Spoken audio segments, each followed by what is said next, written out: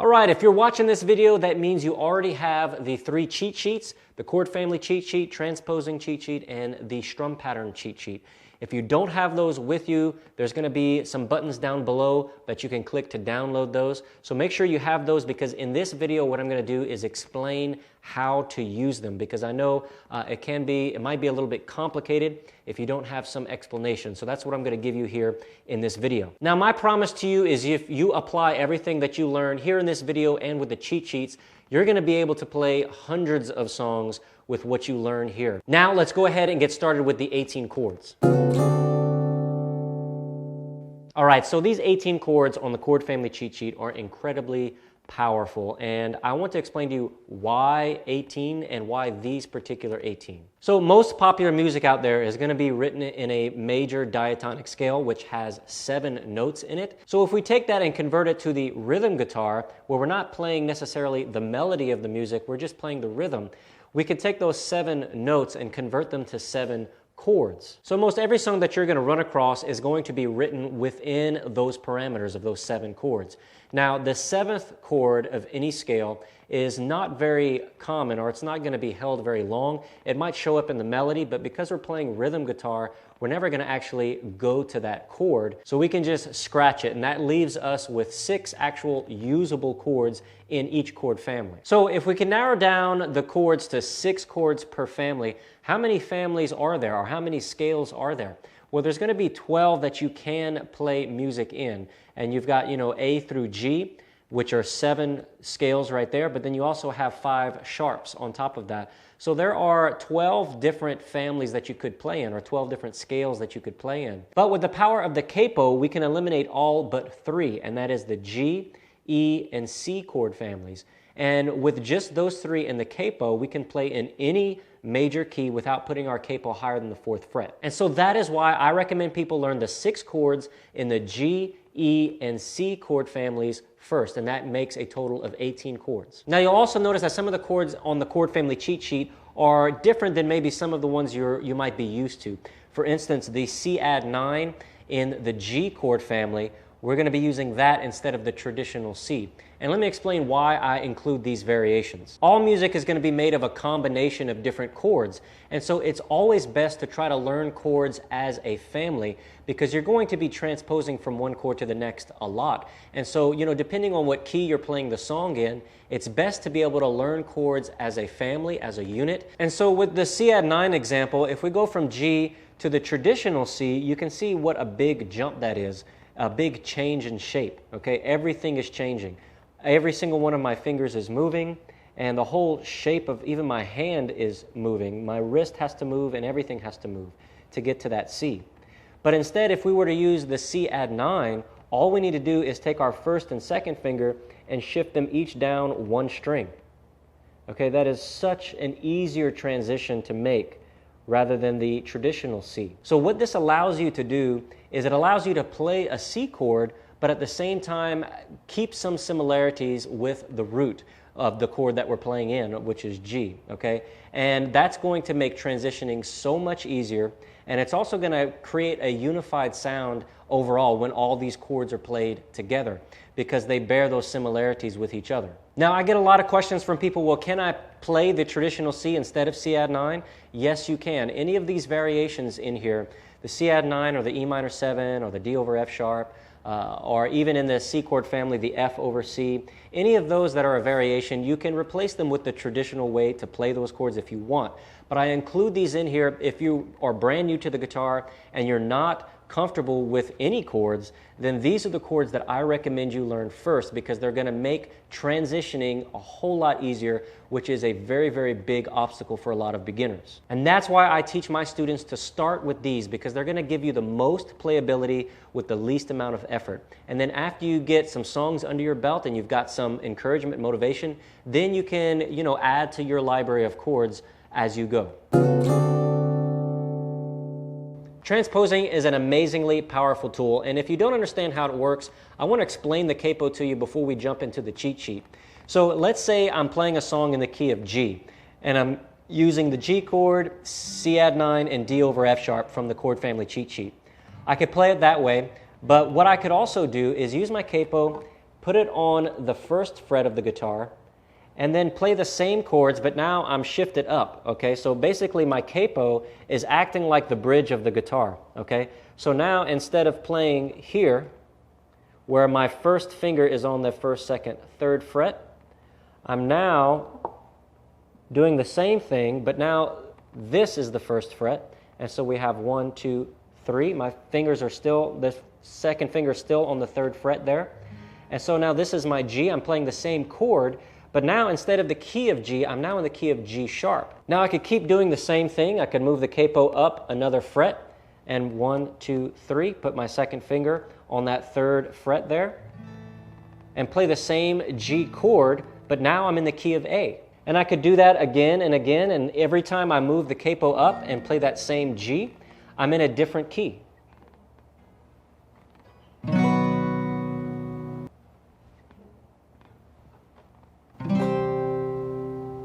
So by using the capo, one chord can become 4, 5, or 6 chords depending on how high you put it up on the fretboard.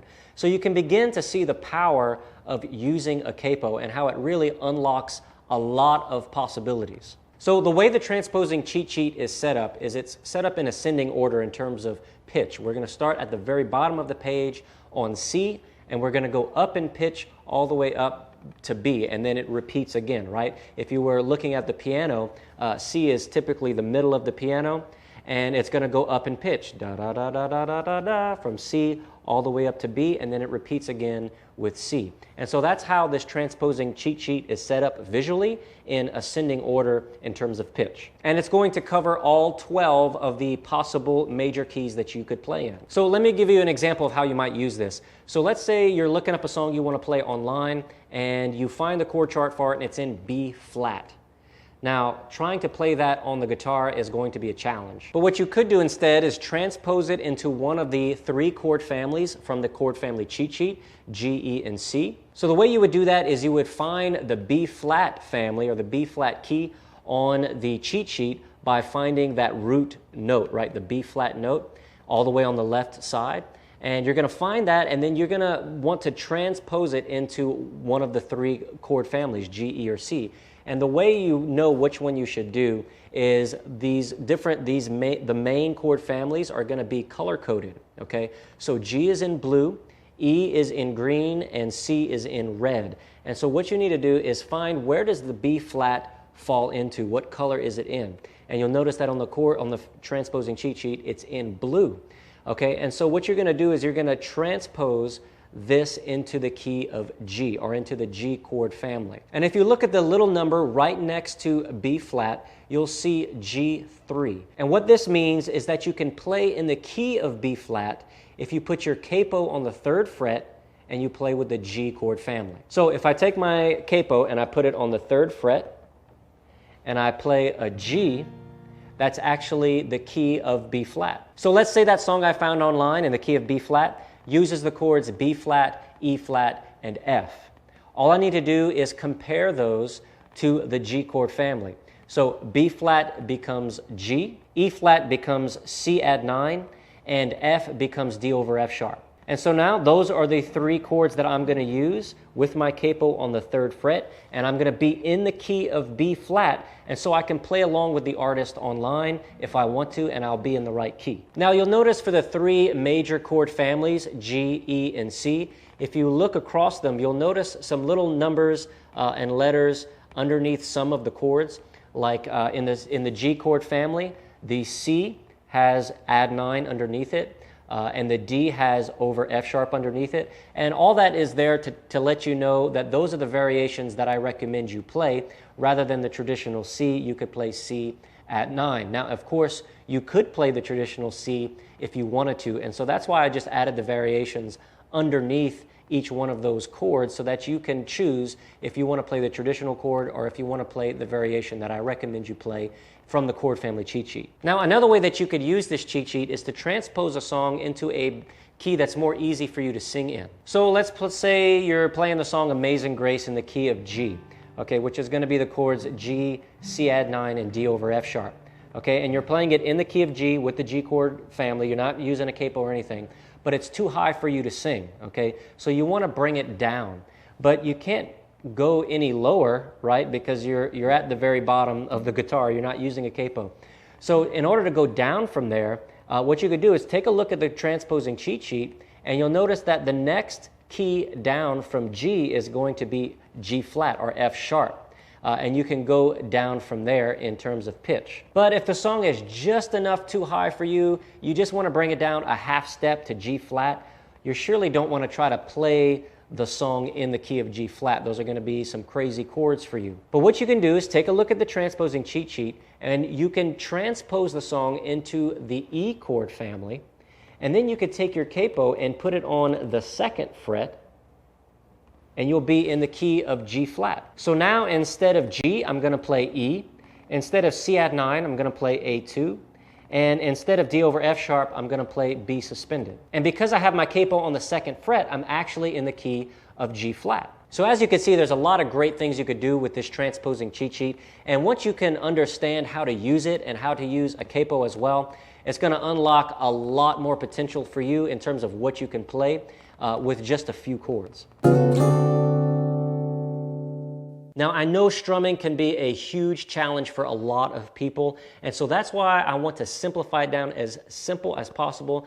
We're going to start with these 3 strum patterns, and what I want you to do is just master these 3 patterns, because if you can master these 3 patterns, you're going to have hundreds of songs available to you to play with just these 3. Now, here's the thing. If you've struggled with strumming before, don't get discouraged. If you can clap your hands to your favorite song or tap your foot to it, then you can learn to strum. But we need to simplify this thing down to the very foundation, right? And master the foundations of strumming before you can then begin to try to apply it to music. So the first pattern we're going to look at is called the driving pattern. And the driving pattern is a 4-beat strum pattern. That means that we're going to have 4 beats per measure, and then the measure is going to repeat, and we're going to start back over at 1. Now that's considered 4/4 time in music. You know, if you've ever taken a music class in school and you're familiar with music or time signatures, 4/4 time is going to be the most popular time signature by far. And that's why the driving pattern should be the first one that you learn, all right? Because it's going to be in 4/4 time, or 4 beats per measure, and it's very basic. We're just going to be strumming down for each beat, okay? So if you were clapping your hands to music, typically you're clapping your hand to the beat of a song, okay? So all we're going to do here is take that, what we're doing when we're clapping to music, and we're applying it to the guitar, okay? We're going to strum once for each beat. 1, 2, 3, 4, like that. Now what we're going to do after 4 is we're going to hit the strings when we come up that time, and only that time. So again, it's going to be down, down, down, down, up. So let me just play that for you really slow. 1, 2, 3, 4, and 1, 2, 3, 4, and. Now what you don't want to do is you don't want to have your and land on a beat. The and, your up strum, needs to land between the beats, all right? Between beat 4 and 1 of the new measure.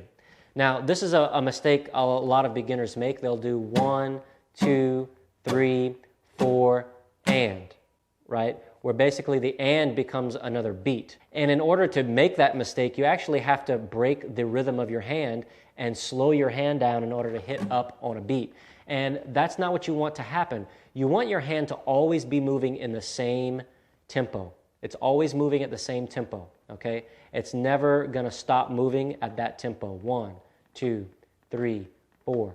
The only difference is going to be when you move up after 4, instead of missing the strings like you've been doing, you're going to hit the strings after beat 4.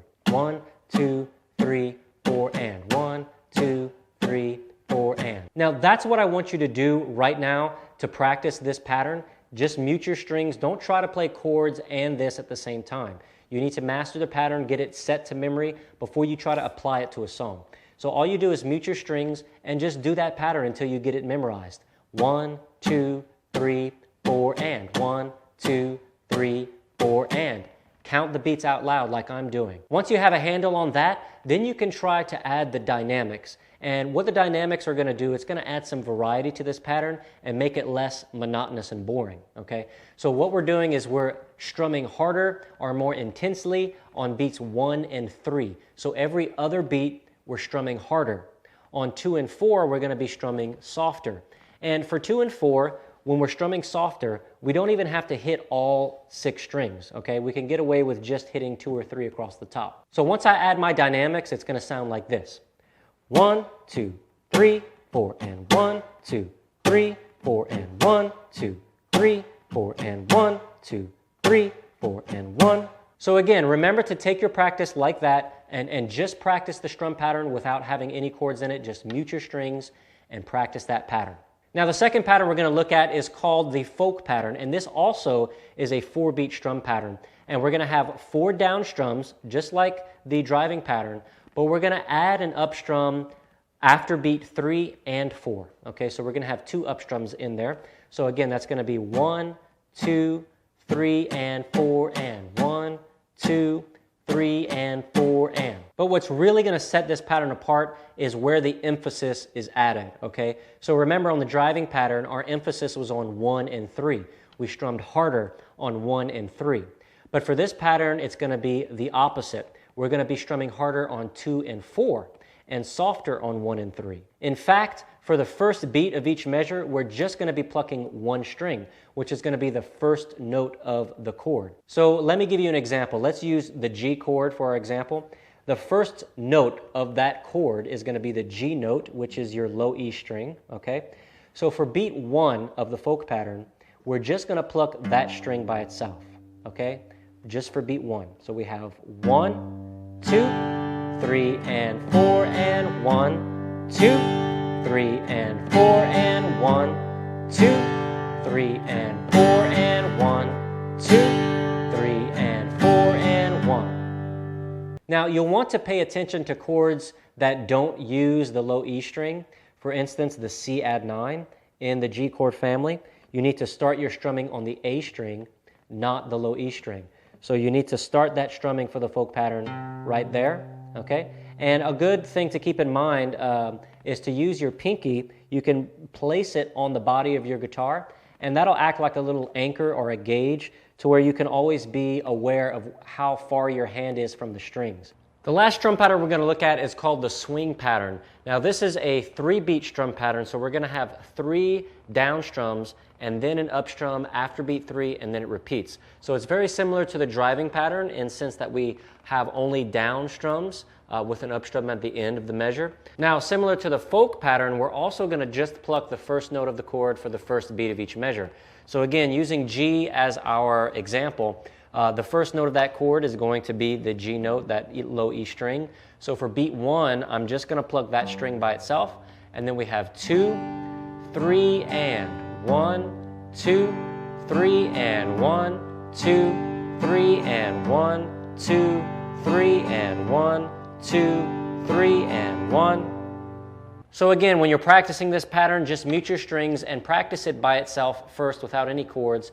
1, 2, 3, and 1, 2, 3, and 1, 2, 3, and 1, 2, 3, and 1. And get used to the strum pattern, get it set to memory before you also try to layer on top of that some chords.